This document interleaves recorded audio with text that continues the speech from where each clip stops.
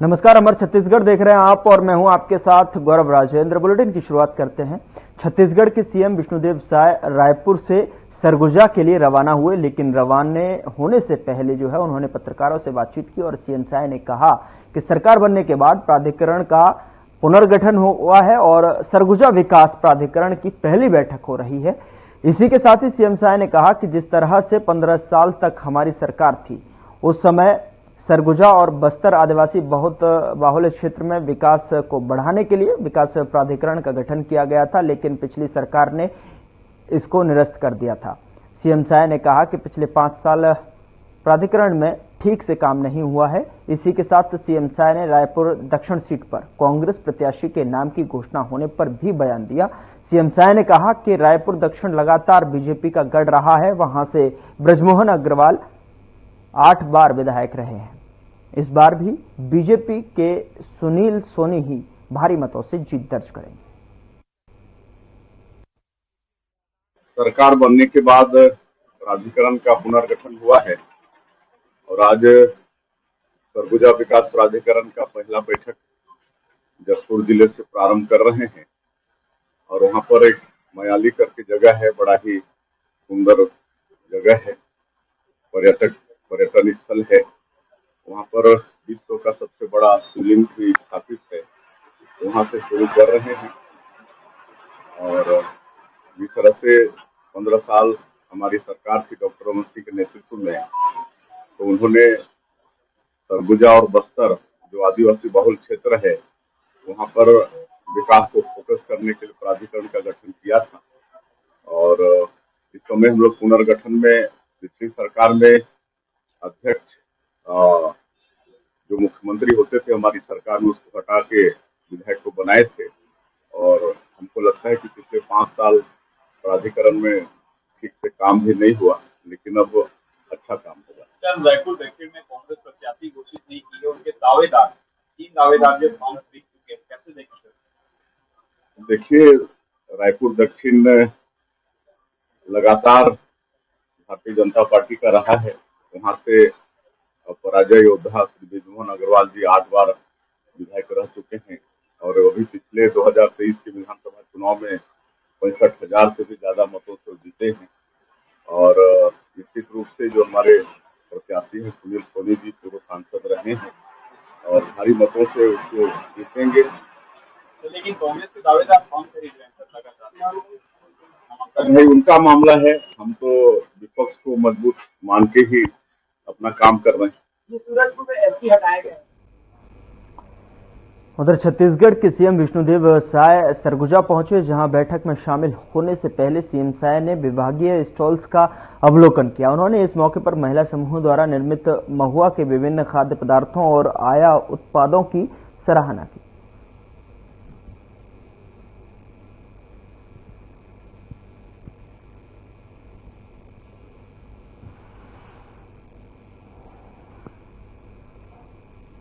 उधर प्रकृति की गोद से आज सरगुजा क्षेत्र में विकास की नई इबारत लिखी जाएगी। जसपुर जिले के प्रसिद्ध पर्यटन स्थल मयाली में मुख्यमंत्री विष्णुदेव साय की अध्यक्षता में सरगुजा क्षेत्र आदिवासी विकास प्राधिकरण की बैठक आयोजित है और जिसमें शामिल होने खड़सा व्यू पॉइंट पहुंचने पर मुख्यमंत्री विष्णुदेव साय एवं सभी अतिथियों का कर्मा नृत्य और पारंपरिक वाद्य यंत्रों, ढाक एवं नगाड़े की धुनों के बीच परंपरागत बांस की टोपी और डुम्बर के फल और आम की पत्तियों की माला पहनाकर स्वागत किया गया।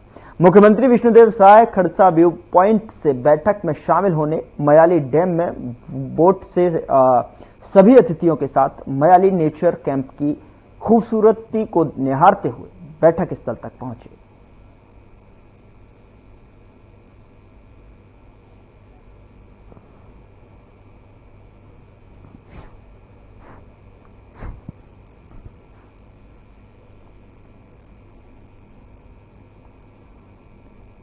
उधर स्वच्छता वीर सम्मान समारोह का आयोजन दुर्ग जिले के सेक्टर 6 स्थित कला मंदिर में आयोजित किया गया और इस कार्यक्रम में मुख्य अतिथि के रूप में छत्तीसगढ़ के राज्यपाल रमेन डेका उपस्थित रहे। आपको बता दें कि राज्यपाल के जो है भिलाई शहर के स्वच्छ और सुंदर रखने में अभूतपूर्व योगदान देने वाले लोगों को स्वच्छता वीर सम्मान से सम्मानित किया गया।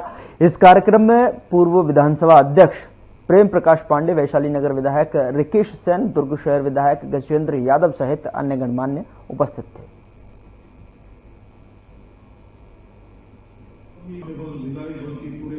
आज जो भिलाई का लोकल एमएलए रिकेश सेन के द्वारा आयोजित जो सफाई कर्मी हैं, सफाई में जो काम करते हैं, उनको सम्मान करने के लिए जो सभा हुआ उसमें उपस्थित होकर और एक बात है, हम सब लोग को, समाज का सब लोग को ये सफाई काम पे लगना है।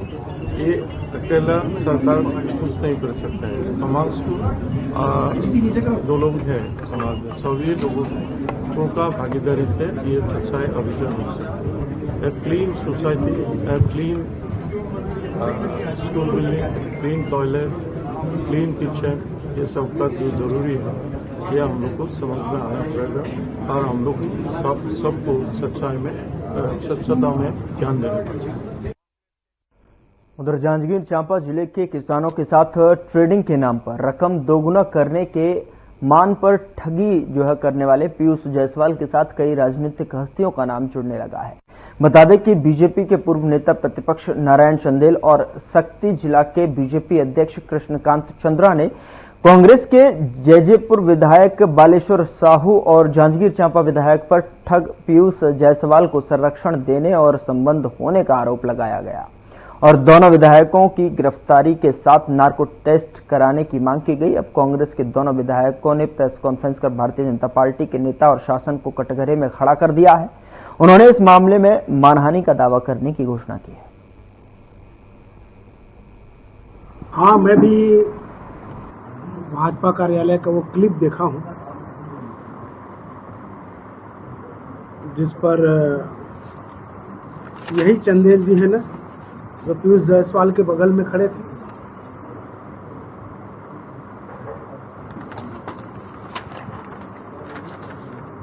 और यही कृष्णकांत चंद्रा जो भारतीय जनता पार्टी की सदस्यता दिला रहे थे पीयूष जायसवाल को, प्रदेश के उप मुख्यमंत्री माननीय विजय शर्मा जी के हाथों। तो ये पहले अपने संबंध बता दें कि पीयूष जायसवाल के साथ इनके क्या संबंध है। जब उन्होंने भारतीय जनता पार्टी की सदस्यता ग्रहण कराई है तो क्या वर्तमान में पीयूष जायसवाल भारतीय जनता पार्टी के सदस्य हैं? वो तो उनके कार्यालय की फोटो है, पार्टी कार्यालय की, और मेरा फोटो नई दुनिया प्रेस के कार्यक्रम में एवं दैनिक भास्कर के कार्यक्रम में साथ में थे, इसलिए मेरे साथ उनकी फोटो है।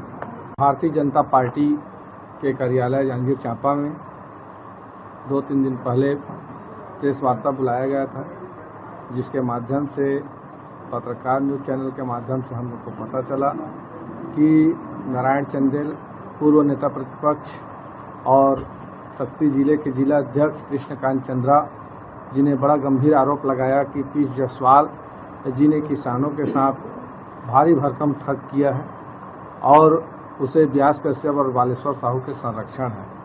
मैं आपके न्यूज़ चैनल के माध्यम से, मीडिया के माध्यम से, और मीडिया चौथा स्तंभ है, जिसको इंसाफ नहीं मिलता वो यहाँ पे आता है, अपनी बात रखता है। मैं आपको बता देना चाहता हूँ कि इस तरह जो विजय शर्मा के पास और बीजेपी के सदस्यता ग्रहण और भाजपा के गमछा पहन के घूम रहे हैं, नारायण चंदेल के ऑफिस में क्या करने गया था।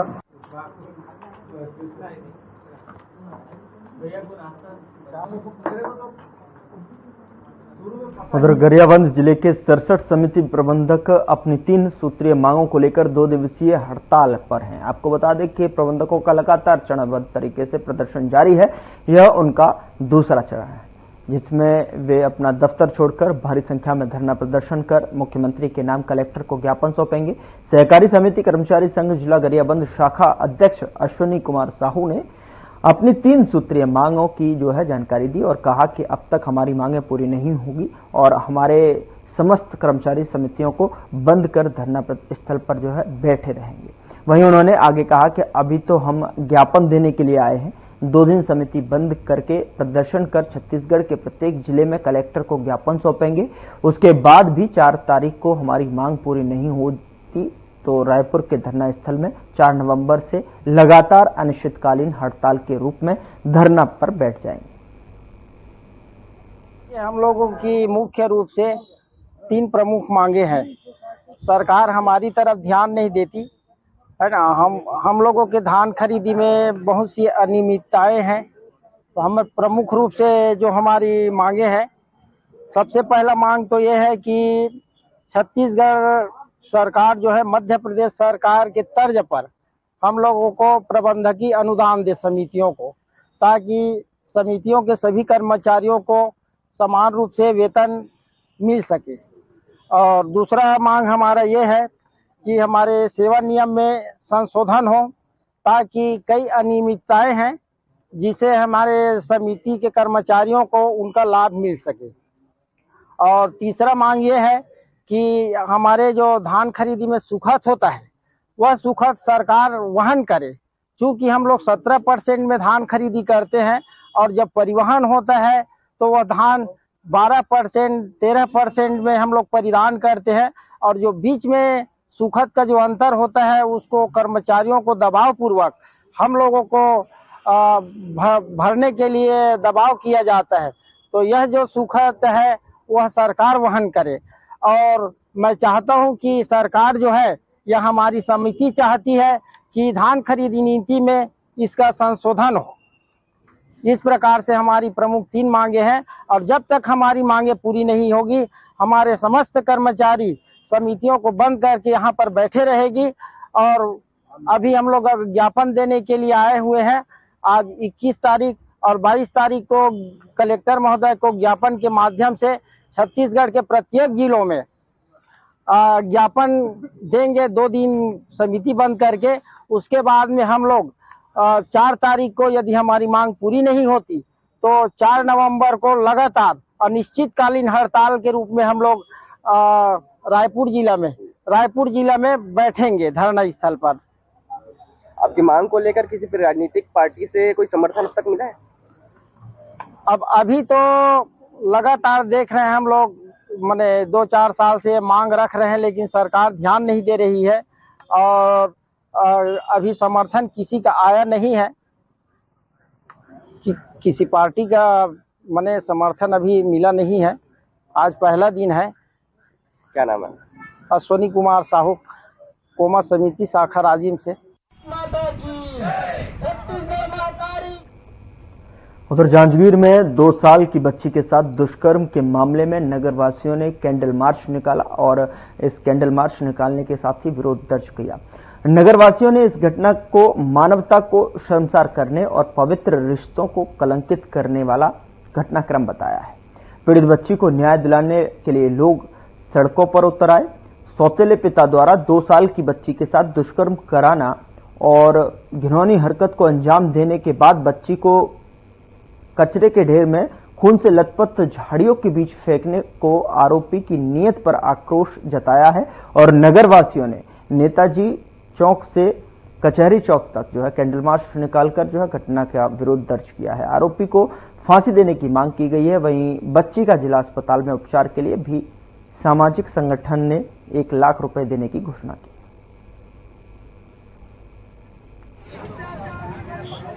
शहर और नगर के लिए बड़े दुखद समाचार है, दुखद बात है कि एक 2 साल की बच्ची जिसके ऊपर दरिंदगी की गई है और दरिंदगी करने वाला ही उसका सौतेला पिता। भारत का न्याय सर्वोच्च न्याय है। हमें विश्वास है कि उस बच्ची को न्याय के लिए फास्ट ट्रैक कोर्ट से अतिशीघ्र सुनवाई हो और उसको फांसी की सजा हो।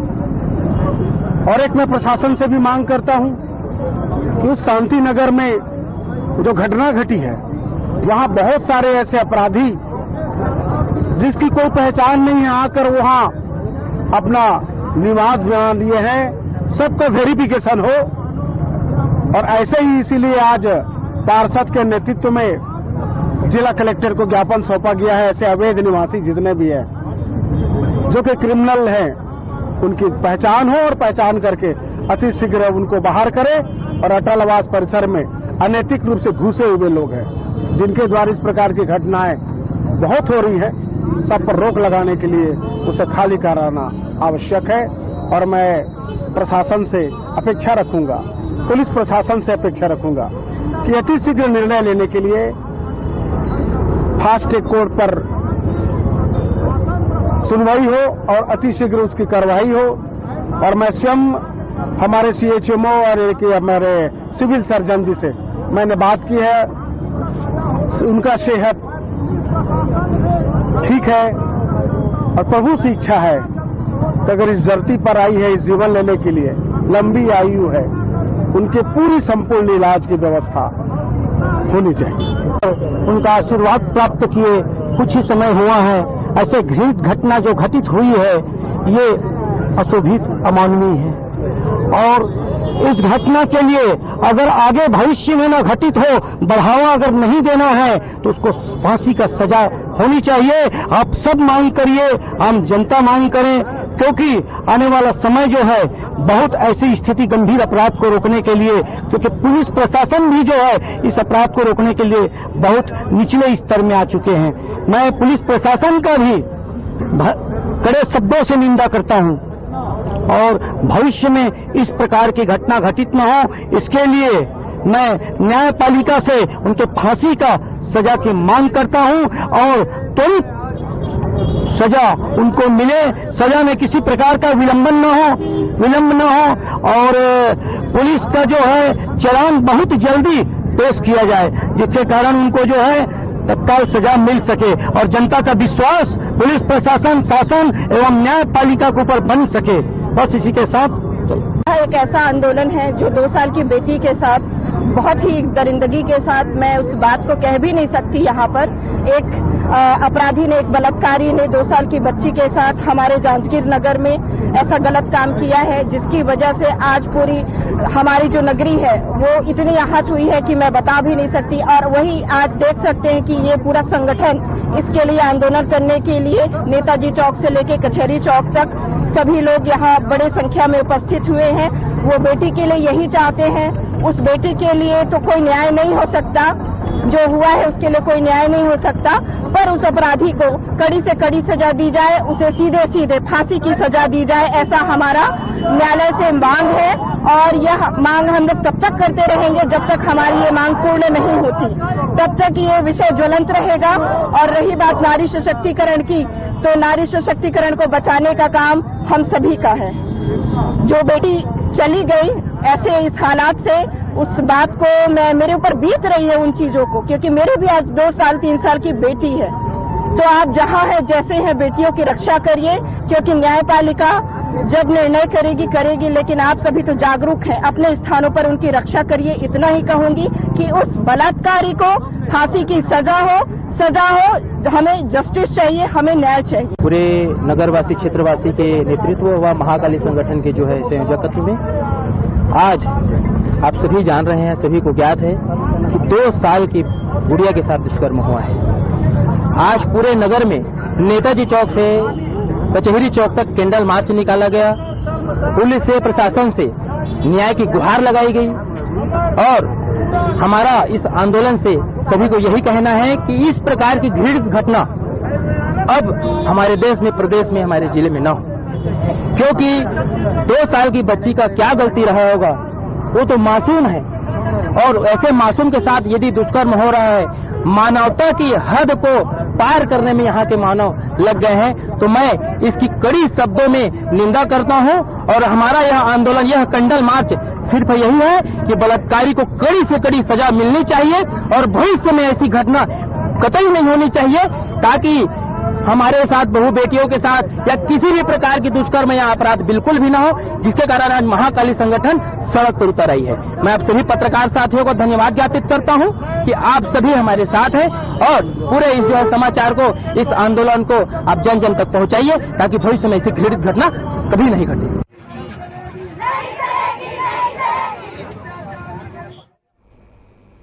उधर चौथी वाहिनी छत्तीसगढ़ सशस्त्र बल परिसर में पुलिस स्मृति दिवस का आयोजन किया गया। आपको बता दें कि राज्यपाल रामेन डेका और मुख्यमंत्री विष्णुदेव साय के अलावा तमाम वरिष्ठ पुलिस अधीक्षक अधिकारियों ने शहीद पुलिस कर्मियों को श्रद्धांजलि अर्पित की। इस मौके पर शहीद पुलिस कर्मियों के परिजनों के साथ साथ कार्यक्रम में मौजूद लोगों के लिए ये एक भावुक क्षण था।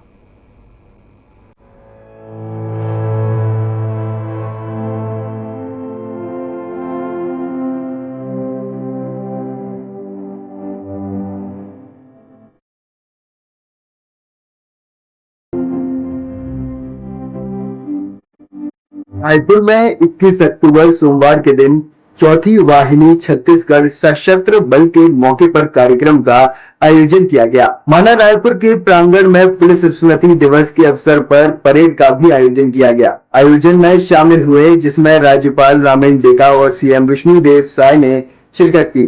राज्यपाल और मुख्यमंत्री ने सभी प्रदेशवासियों की ओर से पुलिस के शहीद वीर जवानों को नमन करते हुए शहीद स्मारक में पुष्प चक्र अर्पित कर उन्हें भावभीनी श्रद्धांजलि अर्पित की।